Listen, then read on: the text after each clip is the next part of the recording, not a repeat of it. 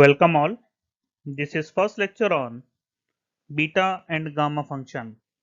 In this lecture, we will discuss basic properties of beta function and gamma functions and how to solve problems with the gamma function. So first, what is beta function? If small m and small n are positive, then the definite integral 0 to 1 x raised to power m minus 1 minus x power n minus 1 dx, where m and n both are greater than 0, that is both are positive, is known as beta function or Eulerian integral of first kind. It is known as beta function or Eulerian integral of first kind. It is denoted by beta mn, that is beta mn is equals to integral 0 to 1 x raised to power m minus 1 minus x raised to power n minus 1 dx, mn greater than 0. Some basic properties. First, prove that beta mn equals to beta nm, that is beta function is symmetric. So how to solve it? Prove. We have from this particular phenomena beta mn is equals to integral 0 to 1 x raised to power m minus 1 minus x raised to power n minus 1 dx. Now you studied a phenomena in the schooling. When you studied the definite integral, then you studied this particular formula integral 0 to a fx dx equals to integral 0 to a f a minus x dx. Now we can apply this particular formula in this particular phenomena. See, beta mn is equals to integral 0 to 1, this x will convert into 1 minus x and this x will convert also 1 minus x, and minus is already there, so it will be minus 1 plus x. So this 1 is cancelled out, so it will convert into integral 0 to 1 x raised to power n minus 1 into 1 minus x raised to power m minus 1 dx.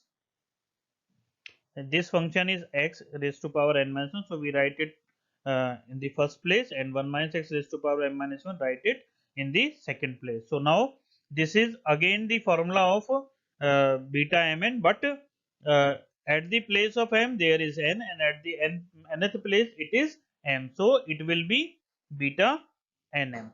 So we proved this particular property. Second, beta mn can be represented in this particular form integral 0 to infinite x raised to power m minus 1 upon 1 plus x raised to power m plus 1 dx, or beta mn can also be written in the form integral 0 to infinite x raised to power n minus 1 upon 1 plus x raised to power m plus 1 dx, and integral 0 to 1 x raised to power m minus 1 plus x raised to power n minus 1 upon 1 plus x raised to power m plus n dx can also be written in the form of beta mn. So these are the another form of the beta mn. Now the gamma function. What is gamma function? If small n is positive, then the definite integral 0 to infinite e raised to power minus x x raised to power n minus 1 dx, where n is greater than 0, is known as gamma function or Eulerian integral of second kind. It means if we talking about beta function, then it is Eulerian integral of first kind, and when we talk about the gamma function, then it is Eulerian integral of second kind, and it is represented by this gamma n, that is gamma n is equals to integral 0 to infinite e raised to power minus x x raised to power n minus 1 dx, n is greater than 0. So if there is integral 0 to 1 x raised to power m minus 1 1 minus x raised to power n minus 1 dx, then it is beta function, and if integral 0 to infinite e raised to power minus x x raised to power n minus 1 dx, then it is gamma function. So basic properties. Number 1, prove that gamma 1 is equals to 1. So how to prove? We take this particular formula gamma n is equals to integral 0 to infinite e raised to power minus x, x raised to power n minus 1 dx. So can we put n equals to 1? Yes, because we have to find gamma 1. So putting n equals to 1. So it will be gamma 1 equals to integral 0 to infinite e raised to power minus x, x raised to power 1 minus 1 dx. So x raised to power 1 minus 1 is x raised to power 0 and x raised to power 0 is 1. So only e raised to power minus x remains. So gamma 1 can be rewrite in the form integral 0 to infinite e raised to power minus x dx. Now this is the definite integral. So the integral of e raised to power minus x is always e raised to power minus x upon minus 1 under the limit 0 to infinite. So taking the limits e raised to power 0 minus e raised to power minus infinite, because minus is there. So this was minus e raised to power minus infinite minus e raised to power 0. So we take minus inside the bracket. So it will be e raised to power 0 minus e raised to power minus infinite. Now e raised to power 0 is 1 and e raised to power minus infinite is 0. So gamma 1 is equals to 1. Next property, gamma n plus 1 is equals to n gamma n. We can also prove this particular property. You can try this. Now the relation between gamma function and factorial notation. So we can write gamma n plus 1 equals to n factorial. Now see, gamma n plus 1 is equals to n gamma n. Now this gamma n can also be written in the form of n minus 1 gamma n minus 1. Again n minus 2 gamma n minus 2. So it goes on. So it will be n into n minus 1, n minus 2, n minus 3 up to 3 to 1. So this entire phenomena is known as n factorial. So we can write gamma n plus 1 is equals to n factorial. Number 4, integral 0 to 1 x raised to power m log x raised to power n dx is equals to minus 1 power n upon m plus 1 whole power n plus 1 gamma n plus 1. We can also prove this particular property. How to prove? If we take this log x in the term of exponential function, that is, if we take log x is equals to t, then x will be e raised to power t, or if we take log x equals to minus t, then x will be e raised to power minus t. So it will convert into the appropriate form. It means if we change this particular integral in the form of gamma function, so that we can get this particular right hand side. So you can also try to prove this particular phenomenon. Number 5, integral 0 to infinite e raised to power minus ky y raised to power n minus 1 dy is equals to gamma n upon k raised to power n. Now here this is the formula of gamma function. Only the one thing is there, this minus k, this is k. So if we let this ky as t, then y will be t upon k, and when we put here, then this k raised to power n 1 upon k raised to power n will be in the common, and the rest is the formula of gamma n. So try to prove this property also.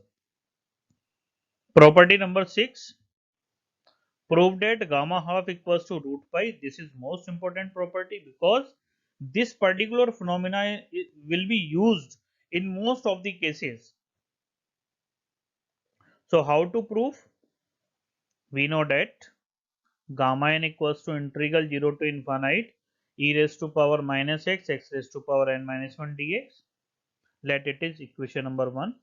Now if we let x raised to power n equals to y, then we can take nth root of this particular function so that we can get x. That is, x can be written in the form of y raised to power 1 upon n. Now we have to change, we have to find the value of dx.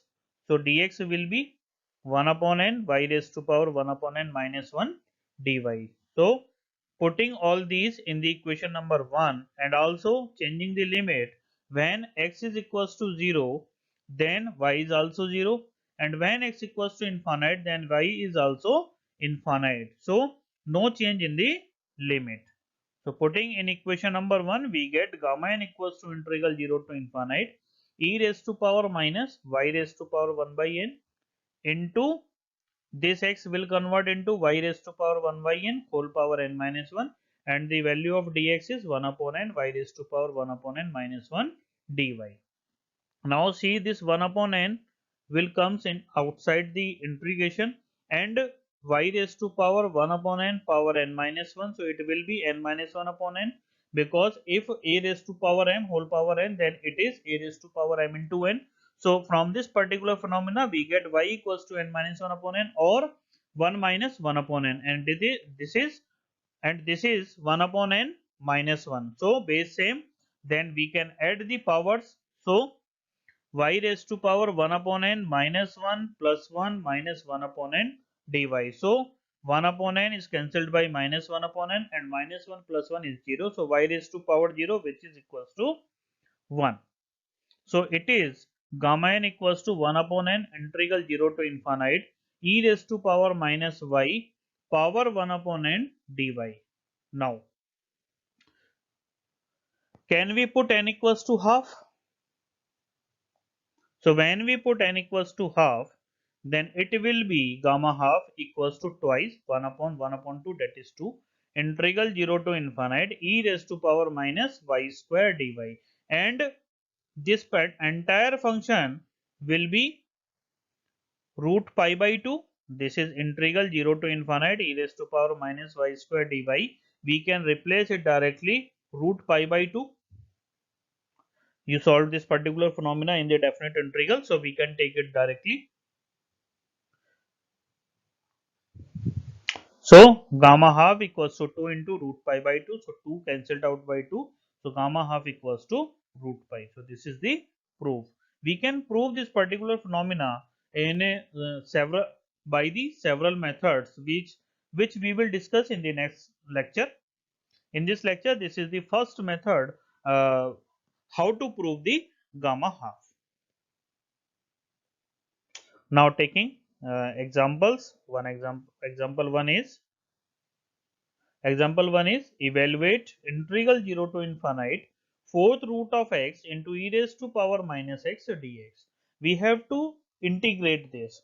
So how to integrate? If we convert this entire phenomena in term of beta function or in term of gamma function, so we can get the solution of it.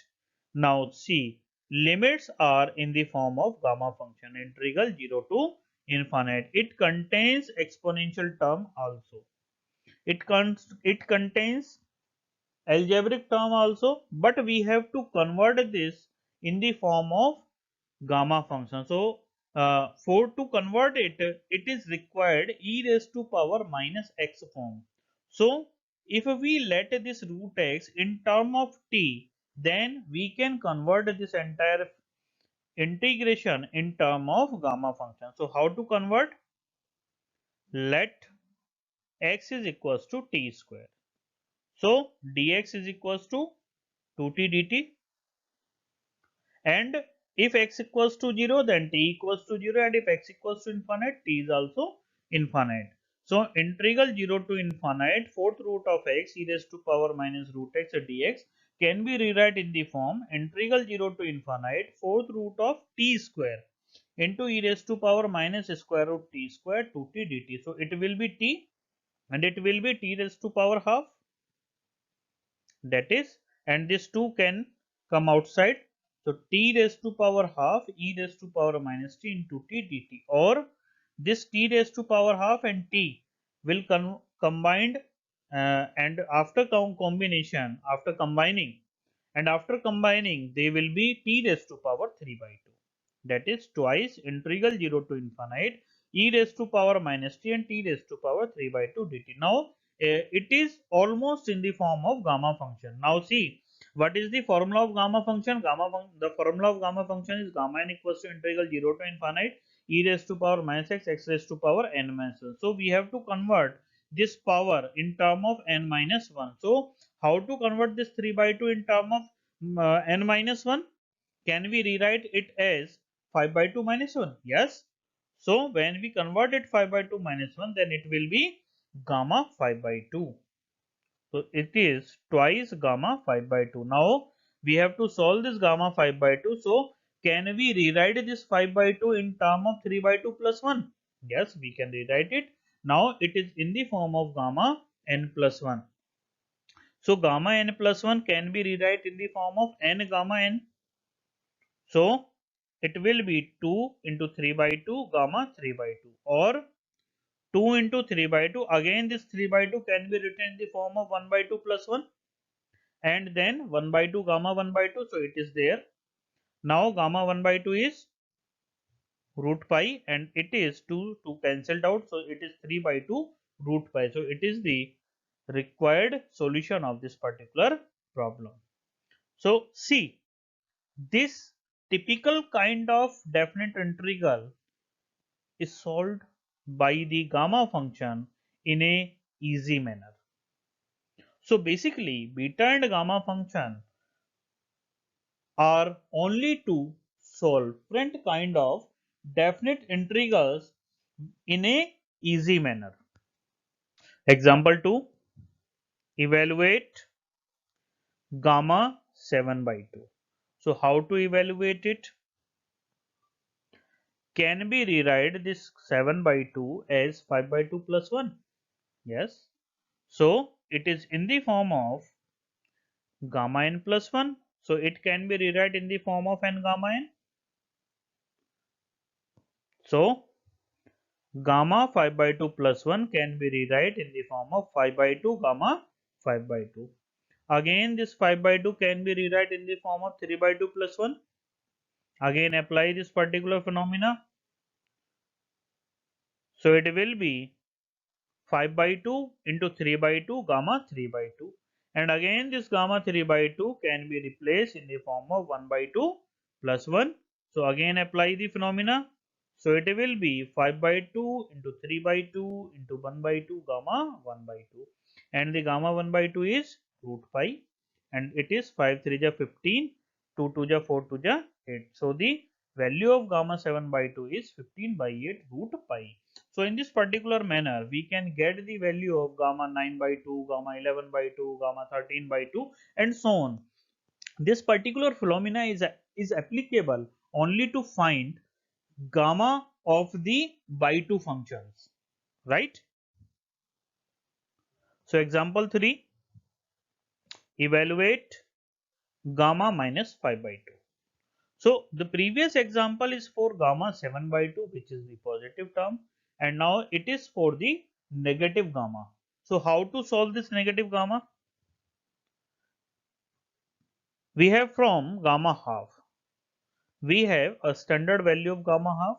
Can we rewrite this gamma half in term of gamma minus half plus 1? We can say this is a trick to solve this particular negative gammas. So gamma minus half plus 1 can be solved by this particular formula, gamma n plus 1 equals to n gamma n. So we can rewrite it as this gamma half can be rewrite in the term of root pi, and it is minus 1 by 2 gamma minus 1 by 2. Again we can rewrite this gamma 1 by 2 in term of gamma 3 by minus 3 by 2 plus 1, and again apply the formula. So root pi is equals to minus 1 by 2 into minus 3 by 2 gamma 3 by 2. Again this minus 3 by 2 can be rewrite in term of minus 5 by 2 plus 1, and after applying the formula it will be minus 5 by 2 gamma minus 5 by 2. So gamma minus 5 by 2 comes. So we can rewrite it in the form of gamma minus 5 by 2 is equals to 2 to the 4 to the 8, transfer into the left hand side, and this is into the denominator of the left hand side. So it will be minus 15. So minus 8 by 15 root pi is the value of gamma minus 5 by 2. Example 4, prove that integral 0 to 1 x log x power 4 dx is equals to 4 factorial upon 5 raised to power 5. So how to solve it? I think this is a formula, integral 0 to 1 x raised to power m log x raised to power n dx. We know that integral 0 to 1 x raised to power m log x power n dx is equals to minus 1 power n upon m plus 1 power n plus 1 gamma n plus 1. So how to solve this particular formula, particular problem with this particular formula. Here x raised to power 4 and log x raised to power 4. So we have to rewrite m and n in term of 4. So putting n is equals to m equals to 4. So we get this is equals to minus 1 power 4 upon 4 plus 1 power 4 plus 1 gamma 4 plus 1. So minus 1 power 4 is 1, 4 plus 1 is 5 raised to power 5 and gamma 5 can be rewrite in the form of 4 factorial upon 5 raised to power 5. So this is the required solution of this particular problem. Hope you understand this entire phenomena, the basics of beta and gamma function. In the next lecture, we will discuss relation between beta and gamma function and some basic very important formulas based on the combination of beta and gamma function. So we will meet in the next lecture. Thank you.